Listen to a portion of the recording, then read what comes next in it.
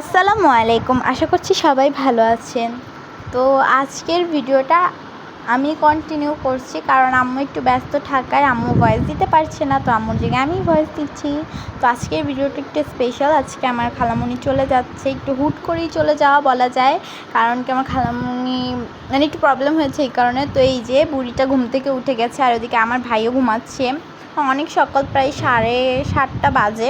আমি এতক্ষণ ঘুমিয়েছি, বাট একটু আগে উঠেছি। আমার ওঠার পরে বুড়িটাও উঠে গেছে, উঠে হাসা শুরু করে দিচ্ছে। এই যে উঠেই তার মুড ভালো হয়ে গেছে।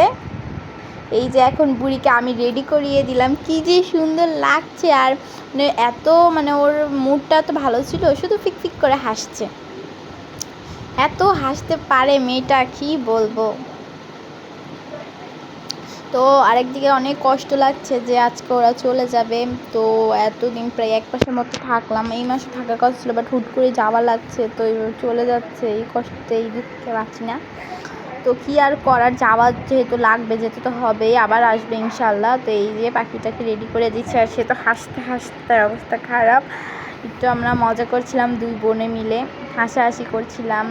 এই যে তাকে জুতা পরিয়ে দিয়েছি, জুতা পরার পরে সে জুতাটা ধরে খালি খুঁটাচ্ছে, ভাবছে আমার এটা কি পরাই দিল পায়ের ভিতরে। তো এই যে দেখেন টানাটানি করতেছে জুতা ধরে কোমভাবে। তো 8টা বাজে হলো বাস। তো আমাদের এখান থেকে বেশি দূরে না, আমাদের বাসার সামনে থেকেই ওঠা যায়, আবার বাড়ির নানাবির সামনে যেয়েই নামা যায়। তো এই যে এখন বের হবে, যে বের হওয়ার টাইমে আহনাফ বাবু উঠে গেছে, ওদের যাওয়ার শব্দ টব্দ হয়েছে, তো উঠে গেছে ঘুম থেকে। তো আম্মু আর বাবা আমার খালামণিকে আগায় দেওয়ার জন্য যাচ্ছে, যেহেতু খালামণি একা একা যাচ্ছে আমার বোনকে নিয়ে, কারণ এর আগে তো কখনো এরকম যায়নি। তো প্রথমবার এরকম একা যাচ্ছে, তারপর আবার ব্যাগ হয়েছে 2-3টা, এই কারণে আগিয়ে দেওয়ার জন্য। এই যে আমার বাসার সামনে দিয়ে রিকশায় উঠছিল।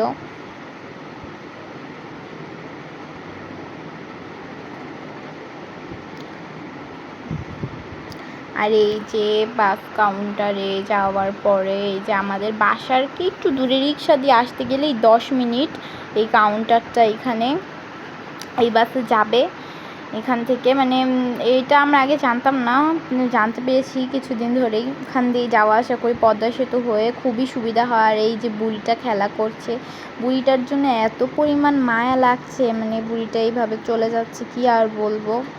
তো কিছু তো করার নেই, আবার আসবে সামনে ইনশাল্লাহ। সবাই ওর জন্য দোয়া করবেন যাতে ও সুস্থ থাকে।